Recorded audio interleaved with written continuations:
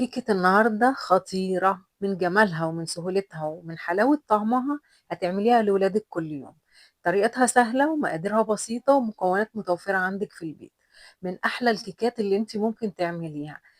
أنا مش عايزة أقولك إنها أحلى من جاهزة، هي فعلا أحلى من الجاهزة بكتير. طعم الكيكة كده خطير، المربى عطيها طعم فظيع جدا جدا.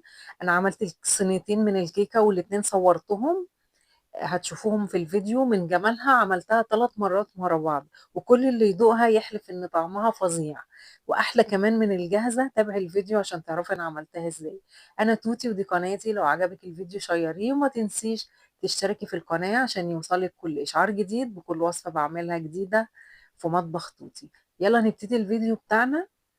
شايفين الكيكة فاتحة ازاي؟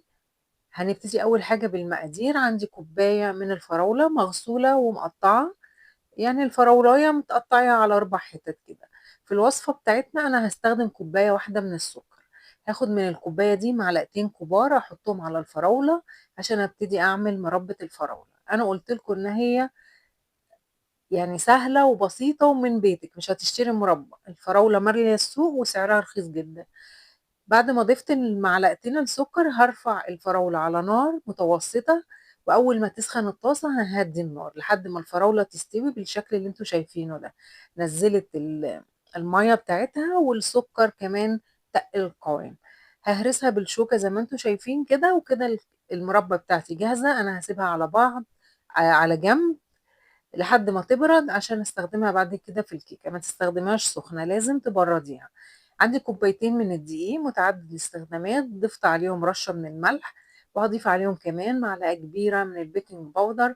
الدقيق منخول، ودي خطوة مهمة جدا علشان تدخلي هوا للكيكة عشان تبقى هشة كده وفاتحة وجميلة معاكي. هقلب بقى الملح والبيكنج باودر كويس مع الدقيق. وعندي هنا مقادير الكيكة. انا هستخدم الخلاط، مش هستخدم ولا عجان ولا مضرب ولا اي حاجة. الخلاط المتوفر في كل بيت انا هستخدمه، ودي افضل طريقة بتعملي بيها الكيكة وتطلع معاكي مظبوطة. ضفت كوباية من اللبن بدرجة حرارة الغرفة. وبقيت كوباية السكر، سكر عادي حبيبات، حتى كمان سكر التموين. ولاحظوا بقى ان انتوا لما تشوفوا الكيكة هتلاقوا لونها فاتح. وربع كوباية من الزيت. وهستخدم بيضة بدرجة حرارة الغرفة. مقادير مفيش أبسط من كده. افتحي تلاجتك هتلاقي كل حاجة موجودة عندك إن شاء الله. طالما استخدمت البيض يبقى لازم نستخدم فانيليا. المكونات كلها هخلطها في الخلاط حوالي 5 دقايق. آخر مكون معايا معلقة كبيرة من الزبدة، بس دي خطوة أساسية ما تستغنيش عنها. هتدي طعم خطير للكيكة بتاعتك. معلقة كبيرة يعني لو انت عايزاها بالمعيار يبقى حوالي ربع كوباية من المج العادي بتاع الشاي. هخلطهم بقى في الخلاط لمدة 5 دقايق خلط متقطع لحد ما القوام كده يفتح ويبقى لونه كريمي زي ما انتوا شايفين كده بالظبط. المكونات باينة من قبل العجن ان الكيكة فاتحة. يعني اعتمدي الطريقة ديت وما تستغنيش عنها ابدا. وادعي لي دعوة حلوة بقى كل ما تعملي الكيكة وتظبط معاكي. اضيف كمان مكون رهيب هيخلي الكيكة فاتحة معاكي.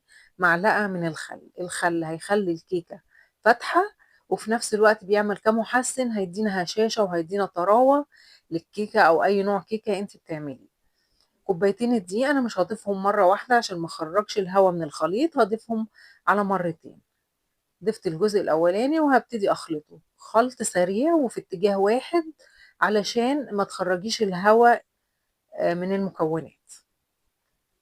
زي ما انتوا شايفين انا ما جريتش الفيديو، بكل بساطة كده كوباية الدقيق عشان نخلاها اتخلطت وكمان ما بقاش فيه اي تكتلات.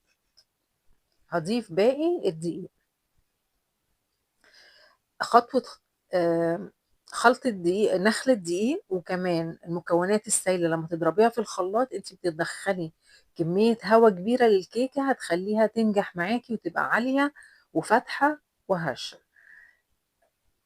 بخلط بقى المقادير زي ما انتوا شايفين كده. لو انت لسه متابعة الفيديو معايا دوسي لايك للفيديو وشيريه، وما تنسيش تشتركي في القناة وتفعلي الجرس عشان يوصلك كل جديد انا بعمله في مطبخ توتي. المكونات خلاص دمجتها كويس. التقليب مش مدة كبيرة عشان ما تهبطش. جبت صينية ألمونيوم عادية، دهنتها مادة دهنية وبطنتها بالدقيق عشان الكيكة ما تلزقش معايا. أنا بافضّل الألمونيوم جدًا، جدًا في تسوية الكيك، بيدّي نتيجة رهيبة، أحسن من التيفال أو أي نوع تاني من المنتجات الجديدة بتاعة الأدوات المنزلية. خلاص حطيت الخليط، باخبّط كده الصينية خبطتين على الرخامة عشان أخرّج منها أي هوا، عشان ما يبقاش فيها فجوات بعد التسوية. كانت المربى عندي بردت، هابتدي آخد المربى وأوزّعها بمعلقة كده بشكل عشوائي في الصينية، وممكن تحطيها في كيس تلاجة وتفتحي فتحة صغيرة كده وتوزّعي بالكيس، بس عمومًا بالمعلقة عادي بتتفرد بكل سهولة، بتتوزّع بكل سهولة، لإن أنا نعّمتها جدًا بالشوكة.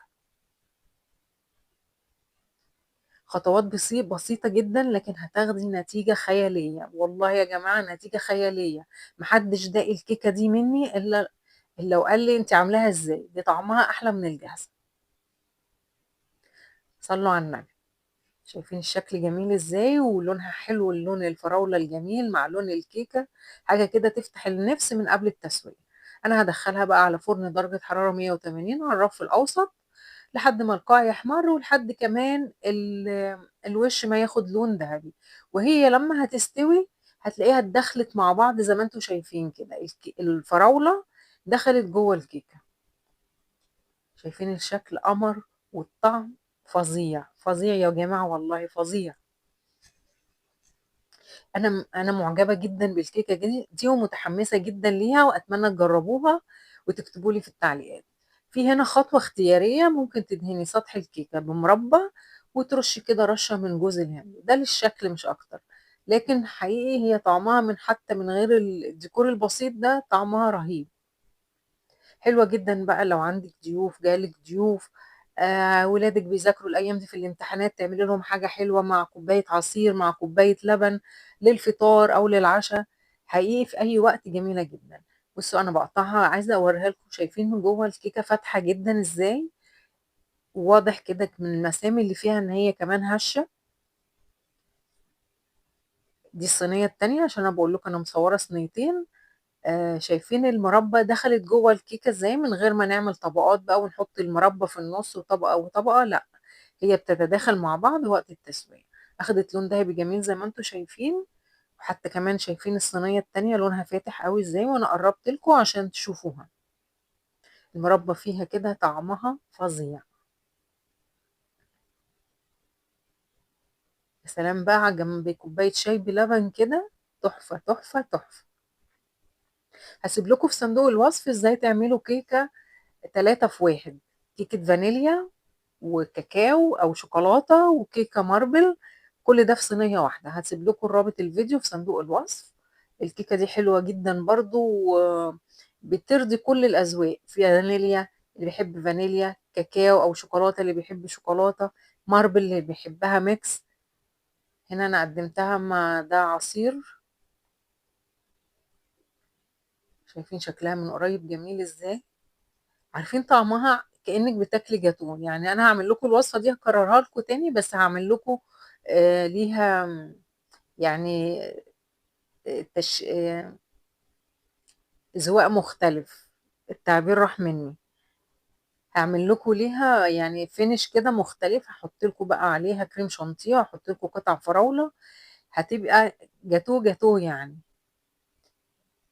كل قطمة هتاكليها هتحسّي بطعم الزبدة، هتحسّي بطعم الفراولة، طعمها رهيب.